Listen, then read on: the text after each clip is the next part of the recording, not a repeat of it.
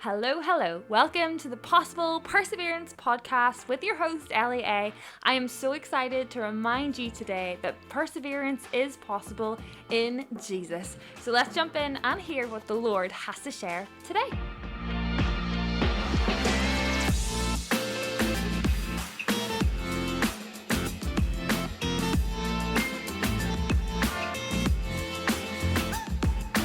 Hello, everybody. Welcome back to the podcast. So today I am joined by, and she doesn't know this, but this is literally an hour of bolstering Lauren. I think that's how I'm going to phrase this, because Lauren is you're honestly one of my top 5 authors. And I've only read, no, I'm not kidding. I've only read Notes on Love. I haven't even got to Notes on Feminism yet.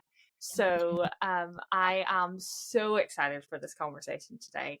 But if you haven't guessed already, I am joined by the amazing, incredible Lauren Windle. She is in the house. Amen, amen. What an introduction. My goodness. I feel like it would have been really awkward if you'd done that whole introduction and then you were joined by someone completely different. She's like, surprise! It's not. Is it gone? Love that. Okay, so some people won't know who you are, and some people definitely know who you are. So for the benefit of those in the room that are like, who is Lauren? Who is Lauren? Oh, what a question. Who isn't Lauren? No, I'm joking. I'm a journalist and an author and a public speaker and a presenter, and I specialize in faith and love and recovery and also feminism newly, because I have a book out last month called Notes on Feminism, Being a Woman in a Church Led by Men. So good. So Lauren, the first kind of question that I always ask somebody on my podcast is, what is your high and low of today? Of this actual day? Okay. My high is that there's a community theatre in North London that put on a show every year in order to raise money so they can keep running, because they let loads of school kids and stuff go there for free and all of that stuff. And the show always sells out, and I got tickets for tonight and I'm so excited. So after this, I'm going to go up there, and it's like this improvised show, and there's always one guest star, and they never tell you who it's going to be. And some of the people are like Benedict Cumberbatch, Ian McKellen, like it could be someone amazing. My friend went last year and it was Les Dennis, so it swings and roundabouts. You didn't know, but like you just gotta hold out hope for one of those, like for Cumberbatch, So that's my high point. My low point is that I had an 8 a.m. meeting and I didn't eat breakfast beforehand. I just had a juice. So I had a bowl of cereal at 11 o'clock. And by then I was like, I just wanted all the food. So I was hungry for too long. That's my low point. Well, I mean, it's a great high and a great low. Like, you get a wide range of answers when you ask people this. And I'm not going to lie, Les Dennis was not what I was thinking. No, but, no one Dennis. And that's part of his charm, I'm sure most of our listeners are like, who is Les Dennis? So for those of you who are not in, no, it's okay. But for those of you who are not in the UK right now, Les Dennis is an actor. How would you describe Les Dennis actually, Lauren? He was like a big 90s and noughties UK presenter who presented like the family game shows, like Family Fortunes and stuff. But he was also an actor. Americans may have seen him on Extras. He was on Extras, written by Ricky Gervais. But there you go. Well, you know more than me then, clearly.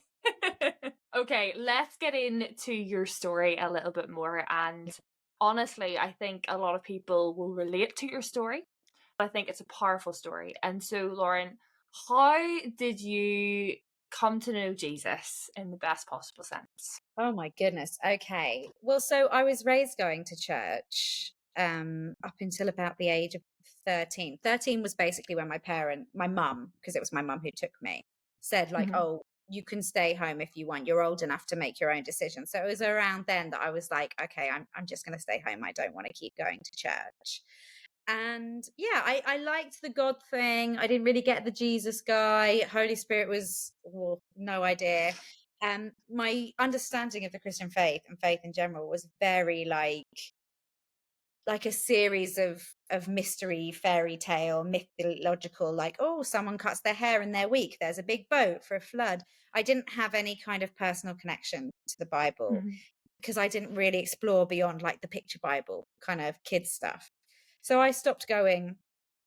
And yeah, and around that time, sort of at 13, 14, that's when all of my friends started really drinking. That's when I started drinking.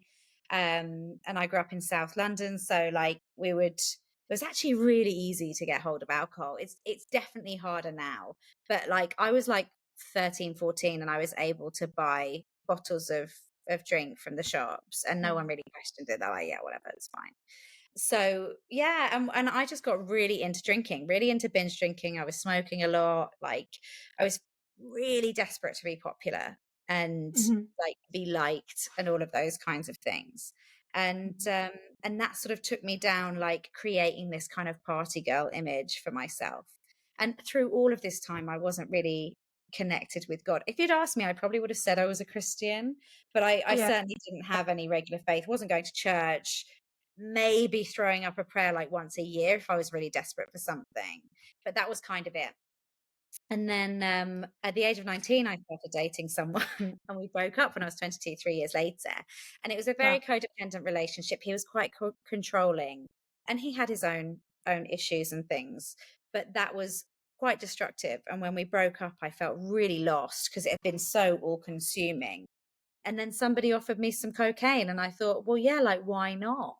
So I Mm. started taking coke. And at first it was just to sort of facilitate this party lifestyle because I didn't have anything else at that point. I wasn't connected with God. My relationship had broken down. I didn't really know my identity or my purpose, and I wasn't surrounded by good community. Particularly, I did have some good friends from school and from university, but you know, in my job, I worked in hospitality. It was all real party animals. It really got a hold of me, and things went Mm.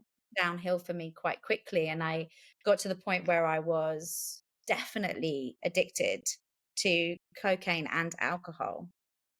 Wow. And yeah, and I was sort of caught in this spiral and felt really desperate within it. And just assumed that this was life, that life was miserable. I'd found my thing that kept me going through it.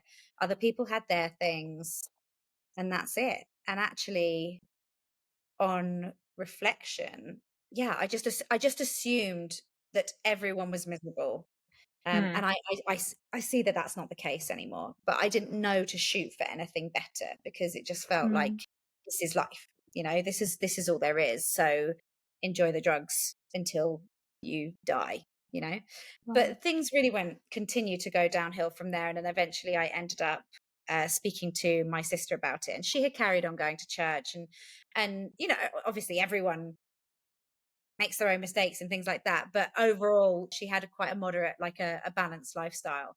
Mhm. And she was really invested in her faith. So I explained all of these things to her, and she took me to church and she moved me in with her, and she encouraged me to leave my job, which was quite a sort of toxic environment. And I still didn't really get the church thing, even when I was there with her. I found it really like I thought they were nice people. You know, they seemed nice. The service was talking about the work they did with homeless people. And I was like, cool, you know, no Yeah. one's arguing with that. That is a legitimately good thing. But it didn't feel like, oh, this is my space. This is where I should be. Yeah. And my sister was gutted about that because she thought, like, you know, God, you say, like, someone reaches out, you reach back. Like, where are you? Why aren't you coming to get her? And she felt really fuming. And it took about another year or so. And in that time, I continued drinking very heavily. I cut down on the drugs massively, but every now and again would sort of have a slip, even though I was Mm. saying to myself, like, I'm not taking drugs anymore. It became like all of my headspace was like trying not to, but then failing basically, and trying not to drink too much and then failing. And eventually Yeah. my friends sat me down and said, like, you need to go to a recovery meeting.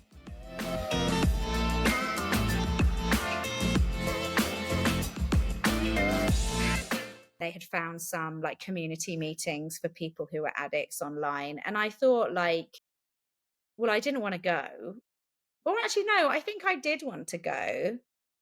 but I wanted to go out of like a sort of morbid curiosity, like as a voyeur, like to Mm. go and watch, like, oh, these people, so much has gone wrong in their lives and now they're addicts. What a shame. Like, this will be interesting, legitimate Yeah. interest, like people watching like Jeremy Kyle style, like, and then I got there and it was not funny or interesting in that way at all. And Yeah. actually, I Yeah. just heard these stories that I really related to. And it's like a magic trick when you hear people say things that you've thought, but you didn't think anyone else thought them, that you didn't think anyone else had experienced them. And it really cuts through the sort of isolation of addiction, hearing other Mhm. people had felt the same. But not only Mm. had they felt the same, but they were also into a recovery journey that meant they weren't feeling that anymore.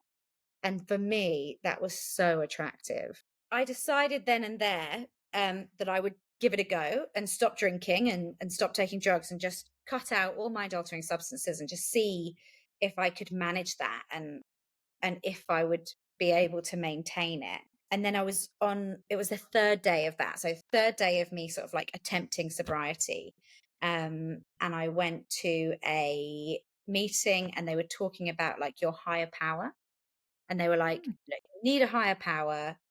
It's not you. Go and work out what it is." And lots of people, just their higher power's nature or the wind or just even the simple fact that the power of a group of people gathered together is more than the Mhm. power of an individual, right? So for some people were quite sort of pragmatic about it and some people were quite sort of spiritual, mystical, and then a few people subscribed to like traditional religions.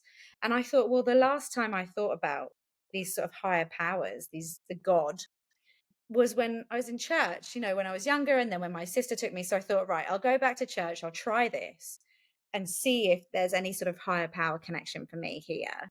And I walked in to a church and I asked for prayer.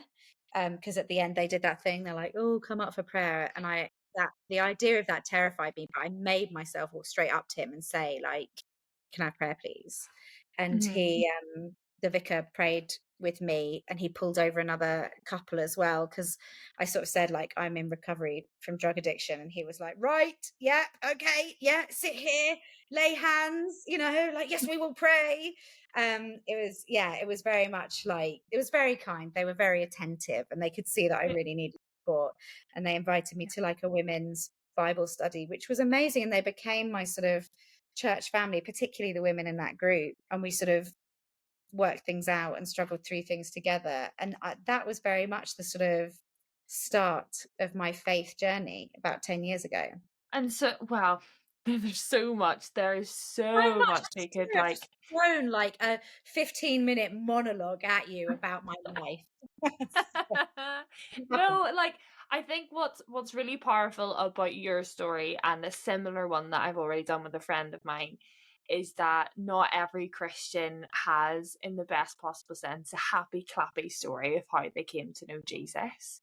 Like Yeah. for some people, you've really experienced life, Mm, and in some essences, that can come with a lot of judgment. But actually, I think that's the beauty of Jesus, is yeah. that church should be filled of people with so many stories. And what a blessing it is, in a way, that now you can sit back and you, I'm sure, have experienced this, but also you can mentor and speak into Mm, those avenues in a way that, for some people, going to church, growing up in a church, you're told drugs are wrong, but you're not told why. Or you're yes. told, you shouldn't drink, but why? Yeah. And so like this podcast and kind of my heart for missions is to not just sit in front of people with this is what the Bible says. It's this is what the Bible says, and this is why we believe what we believe. And so I I, suppose I totally so, agree. Yeah, no, yeah. I'm just to yeah, I'm just like, yeah.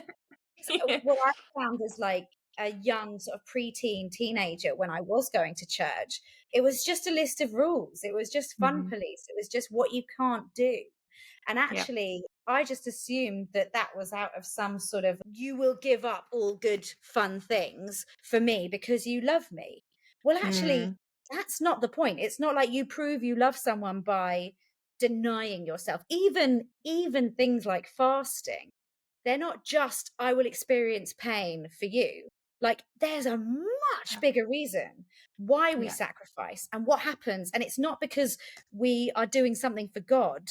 You know, the things that we are told to, that Jesus tells us to stay away from, is not because he just wants all of our attention, and he doesn't want us to ever enjoy anything that the world has got. He knows they're amazing, great, fulfilling things in the world in moderation and the right things, but also that he should be on the throne, and he knows how easily we can get distracted from him, Hmm. if we indulge in those things. And even just the emotional pain coming through something like a drug addiction, like, there are very Mm. practical reasons as well as spiritual reasons, and to just tell someone don't touch doesn't work.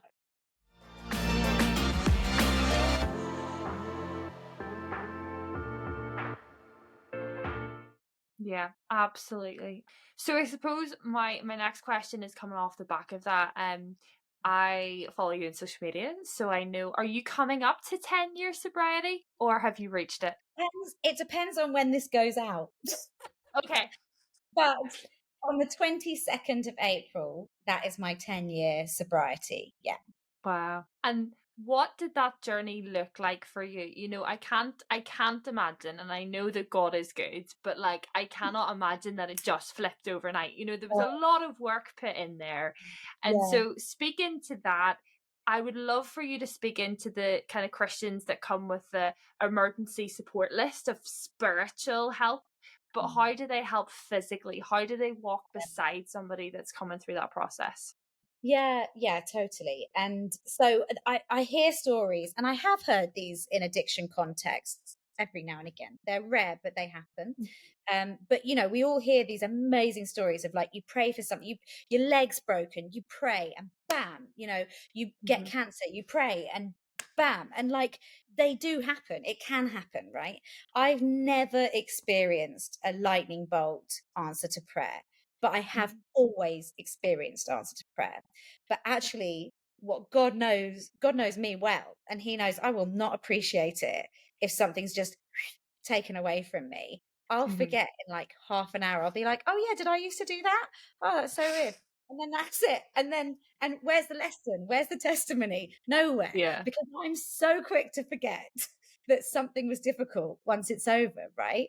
So Yeah. actually, it is, God teaches me something through the perseverance, through taking one tiny step at a time Mm. closer to the person he made me to be, and further away from the person I allowed myself to become through Yeah. addiction, right? And actually, that is the transformation, and it's slow and it's annoying. And yeah, I sometimes I would love the lightning bolt, but Mhm. that's just not my story. And I think that often what God is doing when he answers our prayers for things like healing, for things like recovery, for things like a mental health journey, or anything really, is giving us the tools and saying, "You do it, and I'm here. I'll help you. I'll guide you. I'll give you advice. I'll suggest this road to walk down. I'll tell you how to do this. What is the path of least resistance? But you're Yeah. going to have to be the one to put one foot in front of the other. I'm not just going to pick you up and put you at the finish line." That has served me amazingly. And there's definitely times I don't want it that way, but I can see with hindsight how that's grown. So my recovery has been one tiny step forwards, like Mhm. conversations initially with myself. I was just in conversation, like, at what point are you going to do this? Like, are you going to make it another hour? Oh, thank goodness. It's like getting dark. You can go to bed now, and then you can claim that full day of sobriety, and you've done it, and you can just, that's fine. And I remember thinking, like, the days are so long when you're not Wow. hungover all morning and drinking all evening. Like, what did people do with their time? That was really wild for me, like, such a Yeah. change. Now I'm like, where is the time? I need more time. But before I was like, gosh, yeah, you can really, like, live a life in the mornings. Um, Yeah. but yeah, it was prayerful, it was slow, it was gentle. I still smoked for like a year and a half after I gave up drinking and taking drugs. So when I was baptized, I was still smoking. And that's Mm. okay. God was really gentle with me about that. It's not that I committed my life to Christ and suddenly I was an all singing, all dancing, lead singer of the choir, church member.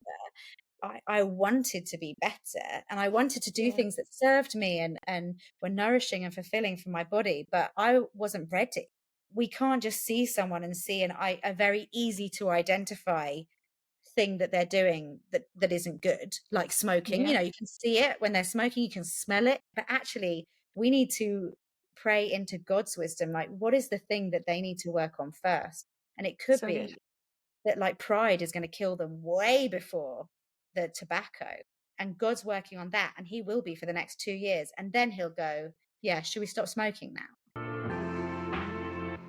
Hey everyone, I hope you're having a great day. It's Ellie here, and I just wanted to take a couple of minutes off your time to encourage you to go over to Spotify and rate this podcast. The reason behind it is because we have reached 1 year, whoop whoop, on Spotify, and it's just beautiful to see the amount of people engaging with this content, the countries that you represent. But I believe God is on the move, and I know he wants to do more here on this podcast and on this platform this year.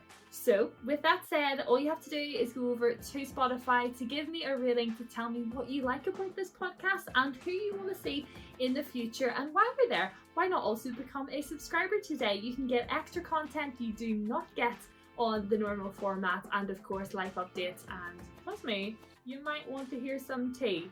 Who knows? Anyway, friends, I love you. I really appreciate you spending your time today hearing from the Lord, and I hope the rest of this episode blesses you.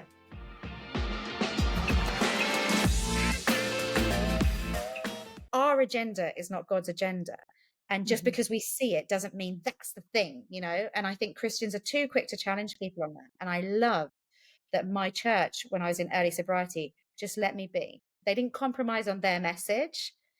They said what they thought was best for me, but they gave Mhm. me the time to grow in community, to grow in my understanding of my faith, to grow in my love for Mhm. Jesus and in my Bible reading and things, and just let me Mhm. make those choices myself. And I think without that, I would have really pushed back. No, that's so good, because I know, like, for my journey, I wasn't addicted to alcohol, wasn't addicted to drugs, but like you said, mental health, and that was me. Like, from the age of 13, I can remember feeling suicidal, and Mm. I was kind of the opposite, where I leaned into Christianity, and so everybody at school would know me as the happy clappy Christian. Yeah. Outwardly, for me, it looked like you didn't need to give me any help because I was going solid with God, but Mm. inwardly that's where the issues were. And so I think that's the beautiful thing of what you've picked up on, is not to kind of never look at the outward appearance, but No. guys, appreciate that the inward appearance is what is Yeah. the person, and it defines the person, and it will explain what is happening outwardly, or it will explain behaviors and where people suffer. And so it's really interesting that you're coming up to 10 years, because this week I came up to 9 years of my kind of eating disorder recovery. So Wow. I have bulimia,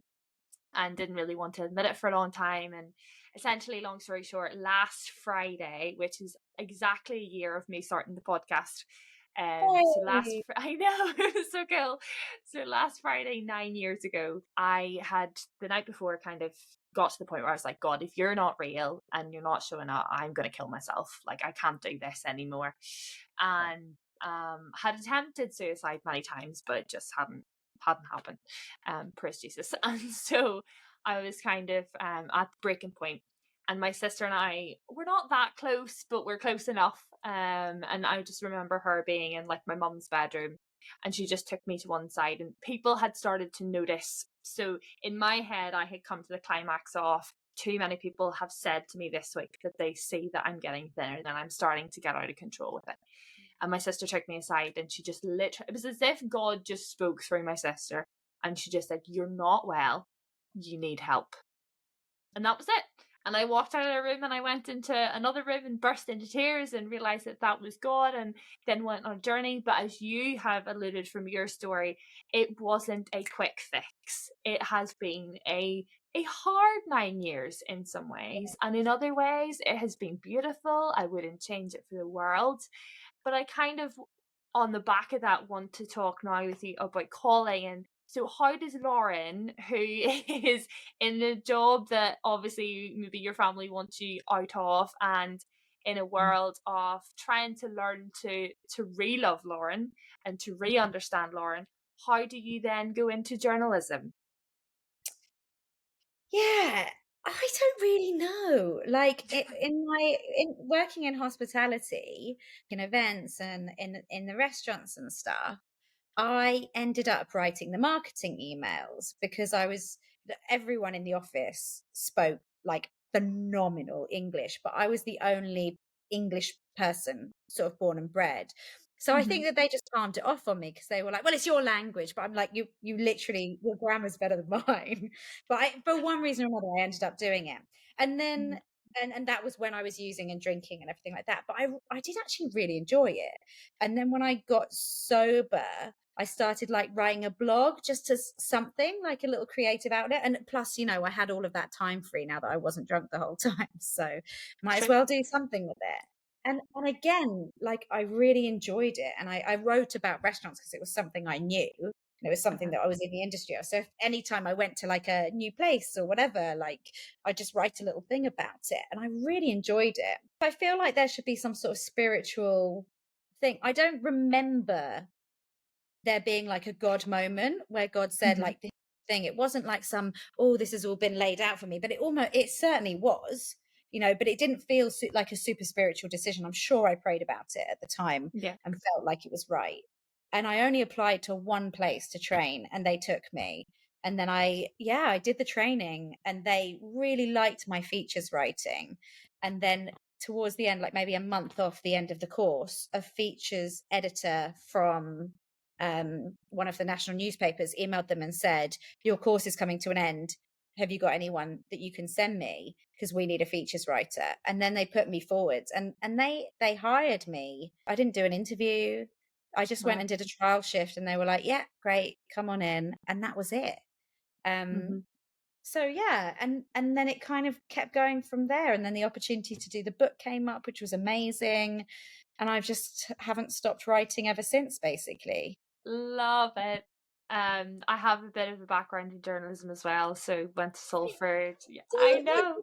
What's your background? So my background is, well, my original background is literally that I ran from a theology degree and I had got in, but again, just picked up a book in the height of my kind of eating disorder and was like, what is this? And it was University of Salford in Manchester. They had literally just opened their kind of journalism bit of their university. So like I think it's so cool. It's like claim to fame that I studied below ITV studios and BBC were off to the left, and Oh, yeah, so that was my kind of run. So if I get more English through this conversation, just know that I'm not copying your accent. I've lived in England. I'm half English, and so naturally, when I hear another English speaker, it just just start. something happens. Yeah. It's with no other accent. I just go, okay, I'm not English again. It's like, no, you're not, Ellie. You're Northern Irish.